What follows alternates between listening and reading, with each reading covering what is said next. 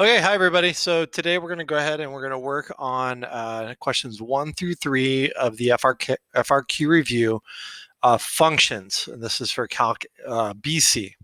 Okay, so 1, let the function f be given as 3 all over 2x squared minus 7x plus 5. Find the slope of the line tangent to the graph of f at x is equal to 3. So all we have to do here is take the derivative. Okay, so we have f prime of x is equal to so actually, I'm actually not going to write this as f prime of x. I'm just going to rewrite f of x, and I'm going to rewrite it as 3 times 2x squared minus 7x plus 5 to the negative first power. Okay, instead of go ahead and writing it and using the quotient rule, I'm going to rewrite it this and then just use it as a power rule. Okay, so I have f prime of x is equal to, bring down the -1, so I have -3 times 2x squared minus 7x plus 5. Reduce it by a power of 1. And then by the chain rule, you have to multiply by the derivative of what's inside. So I have 4x minus 7. Okay, and then we need to evaluate it at 3. So the first thing I'm going to do is I'm going to rewrite this as a fraction. So 2x squared minus 7x plus 5 squared, and I'm going to find f prime of 3. So this is -3 times 12 minus 7 gives you 5. All over 3 squared is 9. 9 times 2 is 18. Minus 21, because 7 times 3, plus 5. And then this is all squared. So this is -15 all over 18 plus 5 is 23. 23 minus 21 gives you 2. 2 squared gives you 4. And so that is my answer. Okay, and that's all I have to do because that's all it asks for. Okay, B, find the x-coordinate of each critical point of f in the interval from 1 to 2.5. So to find the critical value, I need to figure out where f prime of x, which is equal to -3 times 4x minus 7 all over 2x squared minus 7x plus 5 squared is equal to 0. That's what I need to check. So I know if I have a fraction, the only way it can be equal to 0 is if the numerator is equal to 0. So I'm just going to take the top and I'm going to steal it. And I'm going to set the top equal to 0 only. Okay, divide 3 by -3. So I have 4x minus 7 is equal to 0. So x is equal to 7/4, which is equal to 1.75. Okay, now I wrote it like that because I want to put it in context of what 2.5 is. Okay, so now I'll go ahead and I'm going to create my number line to determine what happens at 7/4. Okay, so pick a number to the left of it. The easiest one would be 0. Pick a number to the right of it. The easiest one would be 2. Plug it in and see what you get. Okay, now, if you pay attention to the derivative here, the bottom will always be positive. So I don't even need to bother with this. Just go ahead and leave it alone. Because if the bottom will always be positive, then the sign of this fraction will be determined by what happens on top. So if I take 0 and plug it in the top there, I'm going to have 0 minus 7 gives you -7. -7 times -3 ends up giving you 21. And so that's a positive value. Okay, on the same token, if you plug in a 2, 2 times 4 is 8, minus 7 gives you 1. So this ends up being a negative value. So it goes from positive to negative here. So there is a relative maximum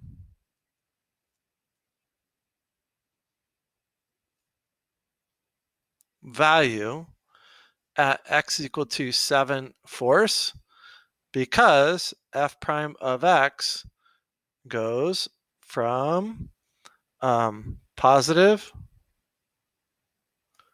to negative there. Okay, and there we are. Oops, sorry, I had it off the page. Okay, so it's a relative maximum at x equals 7/2 because f prime of x goes from positive to negative there. Okay, next question. Okay, so the next question is it says, use the identity right here. And it's actually missing a word here. It should say to evaluate the integral of f of x dx or show that it diverges. Okay, so notice we have an improper integral here. So I need to switch it. So I'm going to switch it as the limit as a goes to 0, sorry, infinity, from 0 to a, of f of x, which is this, which I can break apart into this. Minus 1 all over x minus 1 dx, okay, which is equal to limit as a goes to infinity of, this is x to the first power here, so this is going to be natural log. So I have ln of the absolute value of 2x minus 5. Now you might be asking yourself, well, what happened to this 2? Well, by the reverse chain rule, I divided through by the derivative of 2 here, and the 2's canceled, just left me with a natural log. Okay, and then minus ln of the absolute value of x minus 1. And this is going from 0 to a. Okay, so go ahead and plug it in. So this is the limit as a goes to infinity of ln of, I'm actually going to rewrite this as one fraction, make it a little bit easier. So I have 2x minus 5 all over x minus 1. And go from 0 to a. Well, that's equal to limit as a goes to infinity of ln of 2a minus 5 all over a minus 1. And then minus ln of, so you plug in 0, that goes away, negative 5 divided by negative 1 is positive 5, so it's ln of 5. Okay, now as a goes to infinity, this, since these are both to the power of 1, you just take the leading coefficients. It's is going to just be 2. So this is equal to ln of 2 minus ln of 5, which is equal to ln of 2/5. Okay, and that's it. Okay, D. Determine whether the series from 5 to infinity of 3 of 2n squared minus 7n plus 5 converges or diverges. State the conditions of the test used for determine the convergence of this or divergence. Okay, so they basically set us up for what? They set us up for the integral test. Okay, so what are the 3 things you need to check? Okay, so 1, you need to check that it's going to be continuous for n greater than or equal to 5.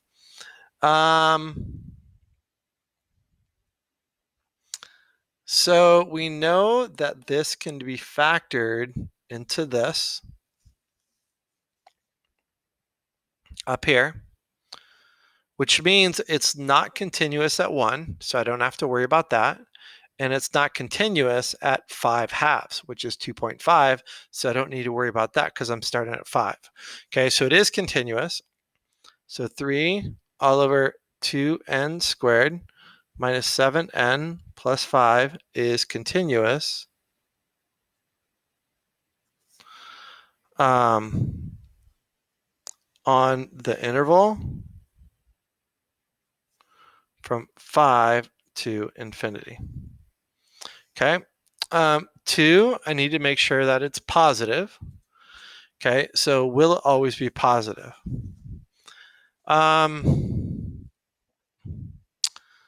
So the top is always positive. It really comes down to, will the negative ever be positive or negative?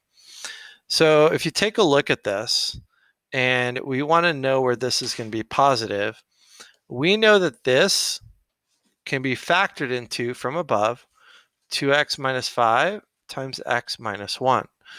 Okay, now this is a quadratic. And what that means is, graphically speaking, it's going to cross the x-axis at 1, and it's going to cross the x-axis at 2.5. So look right here. And it's a positive, so we'll go like this. So in other words, at 5, this graph right here, that equation there would be positive. So 3 all over 2n minus 7n plus 5 is positive on the interval from 5 to infinity. Okay. And then the third one is, I need to make sure that it's decreasing. Okay. Now, hopefully you can see it is pretty clear that it's going to be decreasing, because so here we are out at 5. And as we pass 5, it's just going to continue to get bigger and bigger and bigger and bigger. But the top remains the same. So you take the top divided by a number that gets bigger and bigger and bigger, and it's gonna always be decreasing. So 3 all over 2n squared minus 7n plus 5 is decreasing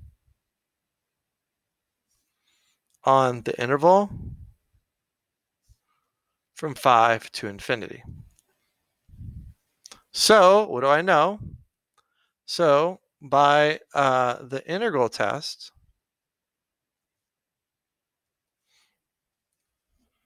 I probably should go through, I probably should actually go through and do this. So I'm going to integrate from 5 to infinity of 2 all over 2x minus 5 minus 1 all over x minus 1 dx. And we know this is the limit as a goes to infinity of the integral of 2 all over 2x minus 5 minus 1 all over x minus 1 dx.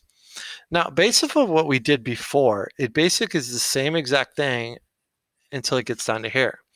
So I'm just going to take and rewrite this, but instead of a 0, I'm going to put a 5 there.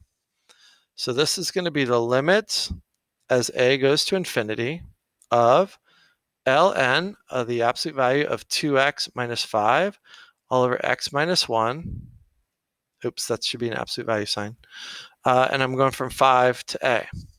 So this is equal to then the limit as a goes to infinity of ln of the absolute value of 2a minus 5 all over 2a minus 1. Now now I got to plug in 5 here. Okay, so what am I going to end up with? ln of 10 minus 5 gives you 5 all over 5 minus 1 gives you 4. Okay, and then once again, when you plug this in, you're going to get 2. So you end up with getting ln of 2 minus ln of 5 fourths, which is a finite number. Sorry about that. And so what do I know? I know that the sum as n goes from 5 to infinity of 3 all over 2n squared minus 7n plus 5 converges by the integral test. Okay, and there we are. Okay, number 2. Okay, so consider the function f of x is equal to 1 all over x squared minus kx, where k is a non-zero constant. The derivative of f is given by this equation right here. Let k equal to 3 so that f of x is equal to this. Write an equation for the line tangent to the graph of f at the point whose x coordinate is 4. So what do I need? I need a point and I need a slope. So I need f of 4. Well, f of 4, just plug it in. So 1 all over 16 minus 12, which gives me 1/4. And then I also need to find f prime of 4. So I'm going to first find f prime of x. Now, per this equation, I can rewrite this as f of x is equal to x squared minus 3x to the negative first power. So when I take the derivative, I'm going to bring down the negative 1, decrease it by power 1, and then multiply it by the derivative of what's inside, which is 2x minus 3. So just rewriting this, I have f prime of x is equal to 3 minus 2x all over x squared minus 3x squared. Okay, I got the 3 minus 2x because I could negative 1 times this, so it just switches around the order. Okay, and then I need to find f prime of 4. So f prime of 4 is 3 minus 8 all over 16 minus 12 squared. So negative 5 all over 4 squared gives me 16. So that is the slope, and that's the point. Equation of the tangent line to the graph. Okay, so I just have y minus the y value, which is 1/4, is equal to the slope, which is negative 5/16 times x minus 4. And that's the equation of the tangent line. Okay, B.